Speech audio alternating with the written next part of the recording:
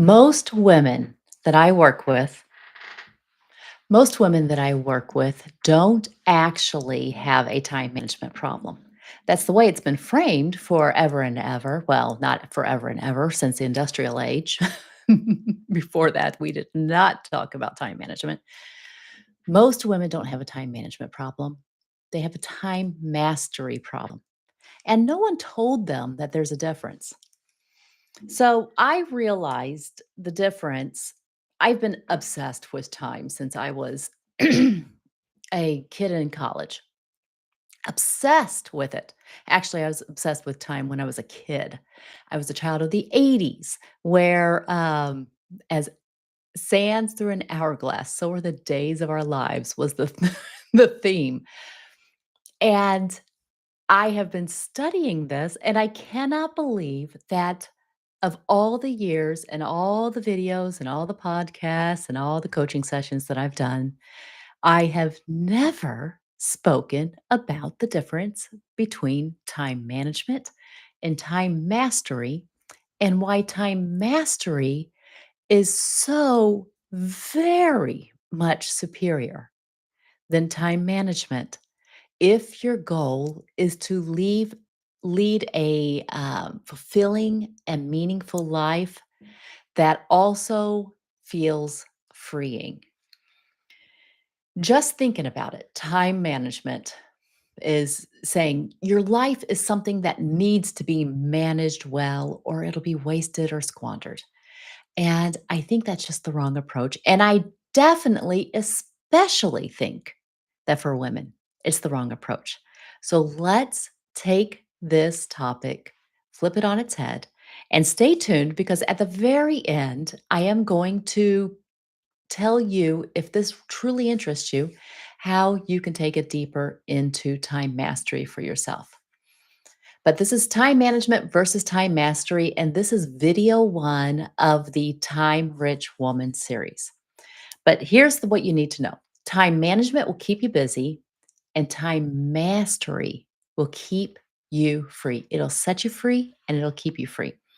In case we're meeting for the very first time, my name is April Bragg, and I am a clarity coach. And I help women reclaim control of their time, their lives, their energy, so that they can grow their life and business more without burnout. And today I want to talk about why managing your time isn't enough, but why mastering time is the better way to live and to work. By the end, you're going to see exactly which one you've been doing. And perhaps you've already been doing time mastery and you did not even see it. And you'll really appreciate in the areas that you have been thinking about time as something to be mastered rather than managed, and which one will give you the freedom that you've been craving. So let's talk about the old model, time management. So, number one, it has us being reactive. The goal of time management is to fit more into your day. I remember, this is so funny. So, when I was, my first career was as my husband and I were missionaries to Senegal, Africa. If you have ever been to a third world country in Africa, you will understand very, very quickly that time is different there. As in, you say it's going to start at 11, and at 11:08, people might start trickling in. Time is different there because the people are dependent upon public transportation that may or may not be running like it would. They value relationships more than productivity. And so that is quite the adjustment for us Americans that are like efficiency, efficiency, efficiency. And we think of somebody not being there on time as being disrespectful. But when you're trying to be a missionary to another people, it's not a great take to try to force your lens of the world and your view of the world on them, as in, our way is better, and let us convert you to our way of seeing time. Because we weren't there to convert them to our way of seeing time. We were there to share with them the most meaningful aspect of our lives, which for us was our faith and the gospel. And what does time matter if that is not, that's the lens? Which, by the way, also ironically, I think that's why I became fascinated with the topic of time and seeing it as something to be mastered rather than managed, because I so many times saw that God's view of time was so different than mine. I remember in college, again, when I was working full time plus, overtime even, and volunteering heavily because that was a part of the model of the university that I attended, and also, um, taking a full load of classes. And I was desperate for breathing space. I was desperate for rest. I was exhausted. And I remember going to chapel one day, and a preacher got up and he said, "If you students think you're busy now, just wait until you get out into the real world, and then you'll find out what it's really like." And I remember thinking, the only way that I can stay this busy right now is because I have a sense that this is just a season, as in, once my degree is in hand, I'll be able to regain a normal life again. And listening to him, I thought, this can't be it. I don't want that. This can't be what Jesus meant when he says, "My burden is easy and my yoke is easy and my burden is light." In fact, I refuse to believe it's that. I'll die if I keep up this pace for too long. I was really short on sleep, y'all. I don't know how long it takes to die from shortness of sleep, but I was really tired. And I thought, this can't be what Jesus meant about the abundant life. So right then, right there, I was like, I don't believe that. I don't believe you. I reject that. I'm going to see what the Bible has to say about that. And I have been studying it. And I find out that God is not big on managing time. God will go silent for hundreds of years. Jesus will be late 4 days to when somebody says they need him to heal somebody before he dies, Jesus shows up 4 days after he's dead because he's the master of time and he knows his purpose in that moment. So, time management has you being reactive. It has you buying a new calendar, seeing how you can squeeze it in. If I were just more efficient, I can do all the things. It has an efficiency focus, as in get more done and get it done faster. Now, I do love efficiency. There's no doubt about it. But if we make efficiency the goal, we're kind of missing the point of life. Um, Time management leads to overcommitment, to burnout, and to a calendar that's crammed edge to edge. So, here is an example of where time management gets us stuck. We're trying to manage and squeeze in all of our meetings instead of even asking if the meeting itself needs to take place. We say yes to the meeting instead of asking, what is the purpose of the meeting and could we handle that in an email or with a quick phone call conversation? Do we need to set up a formal meeting to do this, or can we make it happen faster, easier, get the answer to it right now? Now, time mastery. So I think of time management as being the old model, and time mastery is the upgrade. So, time mastery, instead of being reactive, it becomes proactive. You decide first what matters most. Now, how do we do this? How do we decide first what matters most in a world where everything feels urgent? Well, first of all, we need to differentiate in our mind the difference between important and urgent. Again, another example from college. I remember going to one of the executives and saying, urgently, this thing I need an answer about this thing, or this thing needs to be taken care of. And this man, bless his heart, said to me that, well, your urgency does not become my emergency. Now, he might have been a little bit annoyed that a student, somebody so junior to him in age, was relaying a message. But on the other hand, I was relaying a message from the CEO, the president of the college. So maybe I should have made that clear. Maybe I didn't. But it was just so funny because I'm like, this is not my urgency. And I'm not saying for you to make it your emergency, but the boss is handing this down. So, kind of, his urgency becomes all of our emergencies. But it got me thinking about urgency versus importance. And I recognized that just because this was urgent, he was trying to show me that just because this is urgent, is it important? And definitely 100% this was important because it was the priority of our boss. So that kind of is the definition of important. The guy that hired us has said this is important, therefore we have to treat it like it's important. But proactive, we differentiate between what is important and urgent so that we can take care of the important stuff before it becomes urgent. In fact, my whole goal and my whole model in life is to, not only in my own life, but in my clients' lives, to teach them how to set up a life where we take care of important stuff before it becomes urgent. But also, if something suddenly becomes urgent, we have the bandwidth, we have the margin in in our calendar to take care of it. That is the missing piece so many times. When we're a time manager, we are plugging in everything into that calendar.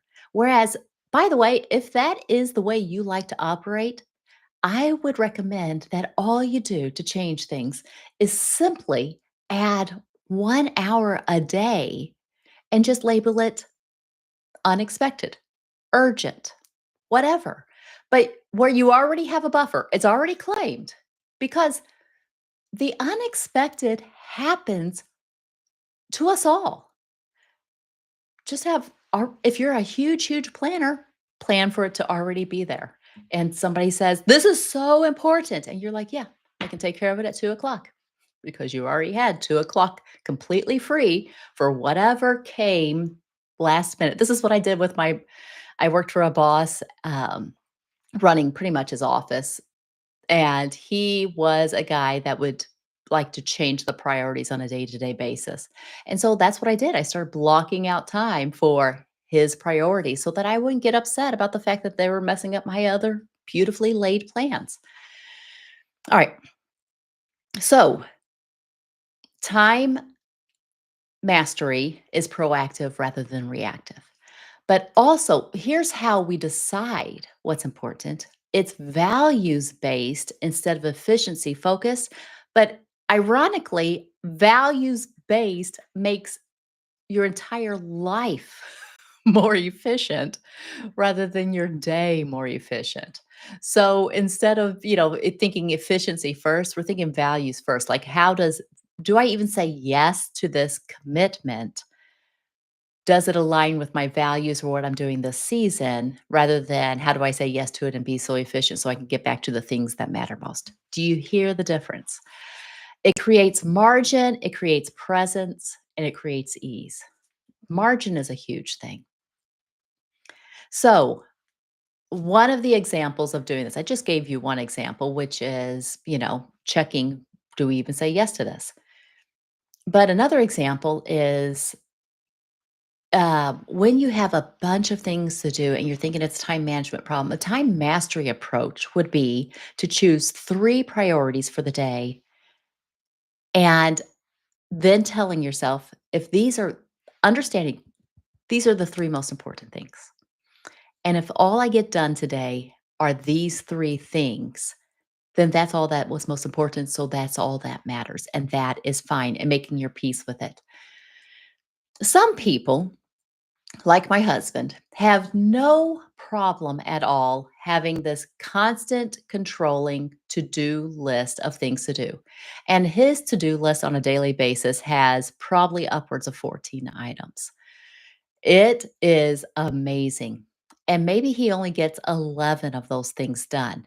He does not beat himself up over the last three because in his mind, he is prioritizing what needs to be most important and he's just moving those next three to the next day, having no drama about it. But I've worked with other people, and that's a great way. If that is your way, you are probably already in a time mastery mindset on this aspect. But if you are feeling like your to do list is running you, and I see this all the time, this is what I recommend you do. So many times clients come to me and the first thing they're like, there's so much on my mind that I need to get done. And they're kind of thinking this session, this hour long session feels like it's taken away from my time to get things done. And we just hit pause and I say, all right, write down everything that's on your mind. In fact, I will even tell them, don't you write it down. I'm going to make the list for you and then I'm going to send it to you so that it frees them up immediately. So they start making the list and I start writing it down as fast as they're talking and numbering it. Somewhere between 8 and 11, they run out of things that are on their mind.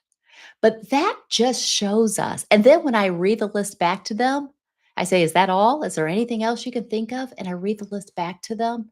It doesn't feel overwhelming anymore because it's been captured on paper. And then we prioritize it. What are the 3 most important things? Or what is the most important thing that if we get this done, that's all that matters? And we just focus on that, make a plan for that, get that done. They feel so much more in control of their day and so much more calm. And then they usually plow through so much further on that list than they even imagined. But they're coming from an abundance mindset instead of a scarcity mindset at that point. And the experience is different. They feel more present, they feel more at ease, they feel like they can take a break. That is the benefit. So that is what I'm saying. When we do that, um, we are reprioritizing and understanding, well, if we focus on what matters most, then that's all that matters. So management equals more doing. Let me explain why mastery is better. Because management equals more doing. We're always focused on the more. But more doing doesn't mean that more resulted. We got more results and more output on the end. Sometimes more doing is just more busy work. Let me give you an example of this versus mastery being more, better being. Time management is more doing, mastery is better being. Before I give you the example of this, let me see if you have any questions on a time management or the time mastery section. And if you do, feel free to put it in the comments below and I will circle back. And also, as you're listening to the rest of this video, share your aha moment, the thing that stood out to you that you can capture in your mind right now. Don't try to remember it all. Again, less is more. If we find the one key takeaway, and then we will just write it down in the comments, that will help us anchor it for ourselves, make it more, we integrate that learning much faster that way. And then also, it helps other people. And they're like, oh, yeah, I, I remember now that she said that. So it's a way of helping yourself and a way of helping others. And that just feels delightful. All right. So let's talk about time management and time mastery and the difference of it. So, I was sitting in a church meeting. You guys are going to find out that all of my examples are church and business, almost some family. I was sitting in a church meeting and they were planning their fall festival. This was their big promotional push to get more children enrolled in Sunday school. And actually, they didn't say that. Actually, they said, so that we can bring more children to Christ. The goal was, they said, because I asked. All right, let me back up the story. So we're sitting in this planning meeting and they're planning the fall festival. And they said, "Does anybody any questions or what can we do? What can we do to make this better? What can we do to, let's discuss." And raised my hand. I said, "What is the actual goal of the fall festival?" By this time, I had been involved in three or four of them. And somebody said, the goal of the fall festival is bring more children to Christ. And then I said, "Okay." And so then we went on planning. And I was like, "Well, here's the problem with that goal is that on the actual day of the fall festival, we actually cut short all of the teaching and classroom activities in order to get to the fun activities faster." So if the goal is to bring more children to Christ, how are we going to it's not happening on the day of. There's no opportunity for that. There's no invitation, there's no explanation of the gospel on that day. How are we going to do that? And that conversation did not even happen. The real goal of the fall festival, because the real goal is always revealed by what happens. There's the stated goal, there's our ideal goal in life. But the real goal is what actually occurs because our brain is just creating our reality, no matter what we say, it's what we actually believe. And the real goal is just to have a fun time, just to make it fun. Oh, no, no. I take that back. The real goal is to do this because we've always done it.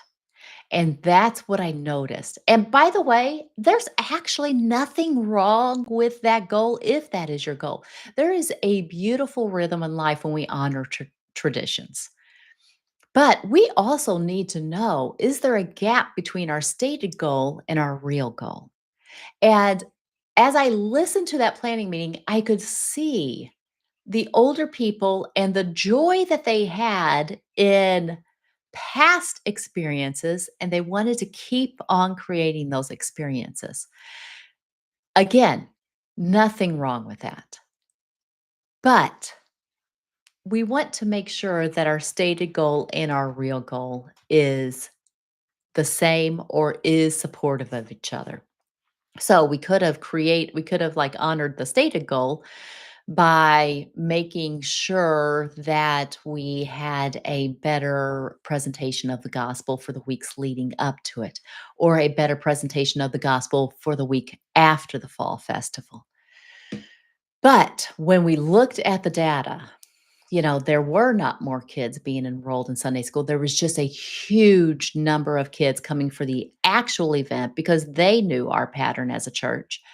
And there was a huge drop off the next week, and there was no actual great teaching on that day because there were so many new kids coming. And, a lot of new kids that are not trained to the way and used to the way of the classrooms meant more chaos.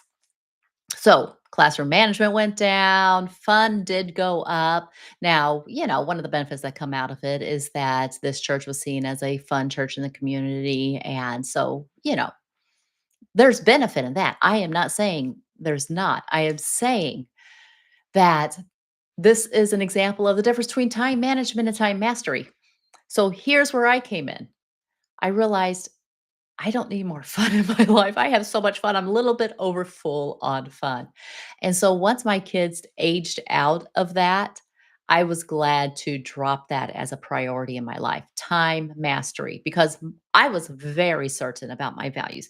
And my values were to make the most of my time with my family while my children are young, create memories, to train them to be responsible citizens of society, and to basically put my family first. And, and then to exercise my gifts in the kingdom in a way that aligned more with my gifts, not with the urgency of the need. So, Time mastery. When you focus on time mastery, when you focus on taking a step back from your life and saying, am I managing my time? Or actually, time management, ironically, terribly, leads to feeling like your time is being managed for you because your time belongs to everybody else. So everybody else is setting their priorities and their urgency on your day, and you feel like you are having to respond to it by managing your time better.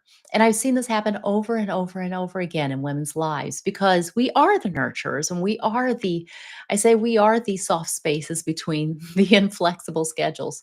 One of the greatest privileges of my life has been being because I enjoy staying at home for great amounts of time. I'm quite the homebody.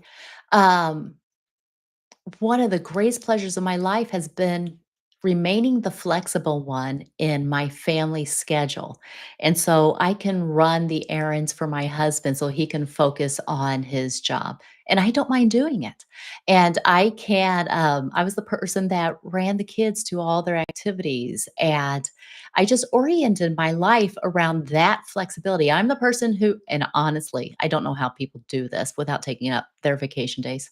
Um, I was a person that if we need to go to, the county courthouse to take care of a tax issue, or if we need to go to the DMV, or if we needed to make a phone call to the utilities company, or be at home when a repairman needs to come. I enjoyed being the flexible one for that. And I think every family would benefit from that. I think that I am absolutely not against women working. I think if you want to have a career, you should have a career, and we should make it in a way that. And in fact, when I did step back into my career, we all sat down as a family and said, now that I'm working full time, how are these responsibilities going to change?" And but that conversation did not come from a time management of like we all need to work harder because I was going back to work to be a benefit to our family, as in my paycheck was going to, because we live so frugally, my paycheck was going to just buy us the finer things in life. We started taking vacations and started paying for conveniences. That is how time mastery thinks. It values your time highly. And then it says, what do I want to give my time to? What is worthy of trading the most precious moments in my life for? And you make a judgment call based upon your purpose, your priorities, your values. And then you decide how much margin, how much rest, how much recovery do I want in my life? And you make it all fit. Next week, I am going to share with you the 6 time maximizers, but I promise you, you cannot even implement these time maximizers unless you adopt a time mastery mindset over a time management mindset. And let me see, to adopt a mastery mindset, you truly have to believe that there is always enough time for what matters most. And when we come from that thought, there is always enough time for what matters most to me, not what matters most out there, but what matters most to me. And when we understand that we are the sole authority of the time in our lives, as in we have the responsibility and capability to decide what does matter most, what will matter most. So many times I see women adopting what matters most to other people, not checking in with themselves and saying, "Does this truly matter to me?" I saw this so much when, in the DEI space, diversity, equity, inclusion, as in and so many times I would see women or women, in minority spaces feeling like, "I have to represent well." I saw this also in women. You notice it all over the place once you understand what's going on. They are feeling like they have to prioritize somebody else's priorities. They have to represent. I saw it in ministry. I saw it on even on TV shows like The Big Bang Theory. I remember when Bernadette had a baby and she was debating whether to go back to work or to stay at home with her kids. And she was like, "What kind of mother, what kind of example would I be for my daughter if I chose to stay at home and, I wouldn't be giving her an example that women can do it all, can have it all." And I thought, that is the most ridiculous way to frame this. The example that you would be setting for your daughter is that we have fought so long, we have grown so much, we have created a world of abundance with so many time saving conveniences, not so that we can work or build a career, but so that we can have the choice of whichever one we want. And I chose to believe that I could stay at home with my children while they were young because I wanted to so badly. And I also believed that those years that I was staying home were not wasted years in my professional career. And in fact, I wrote a post a few years back in a homeschooling group that talked about how I leveraged all the skills that I learned in my staying at home years to take on a much higher role in my career when I stepped back into it. And I verbalized those on my resume on purpose. But I recognized that those are not wasted years. Those were training years for the next stage of my life. And so that's what I'm saying. Time mastery versus time management. So time management has us saying, how do I manage my time so that I can meet my baby's needs while also hanging on to this demanding career? Time mastery would take a step back and say, actually, what matters most to me? If I can have it all, like if neither one of these are going to be affected in the end, if I'm going to, say, in 5 and 10 years, be exactly where I want to be, what's the choice that I would choose? Would I choose to do both of these like this? Would I choose to do one part time? Would I choose what if I could have it all? What would I imagine? And it creates this outside the box thinking. And so that's why I just went on this really, really strong tangent. But I really, if there's one thing that I could get women to believe, it's that it's this belief of what matters most is all that matters. And there is enough time for what matters most. There's just the imperative, the responsibility that I have of being honest with myself about what that is that matters most, not loaning it out to some movement or some ministry or somebody else's way of thinking, but asking myself honestly, reflectively, and then standing by that answer no matter what somebody else thinks about my choices. That's time mastery. That's what I want for you. So, if this is speaking to you, if you'd like to take this deeper, I am scheduling a Become a Time Rich Woman workshop. And if you want to take this work deeper and find out the 3 steps to becoming a time rich woman and which would lead you to reclaiming 10 plus hours a week in your life, to do the things that matter the most to you, not so you can be more efficient on somebody else's schedule. That's not how it's going to work. But for you to feel like you are the master of your time, that you are the decider of your days, and that every moment you give, every bit of your time that you give to somebody else is a treasure that will be valued, that will be invested, that will bear fruit, then I invite you to sign up for that workshop. I think it will be life transformative. So go to aprilbragg.com/time to sign up for that. And stay tuned if you love this topic. The next week, I am going to share the 6 time maximizers to free up your life. But remember, start building the belief that there is always enough time for what matters most. And it is my opportunity to decide what matters most to me. All right. I hope this has helped. If you have any questions, put them in the chat. I can't wait to address them. If this has helped you and you think it would help somebody else, share it, subscribe, like it, do all the things. Talk to you next week. Bye bye.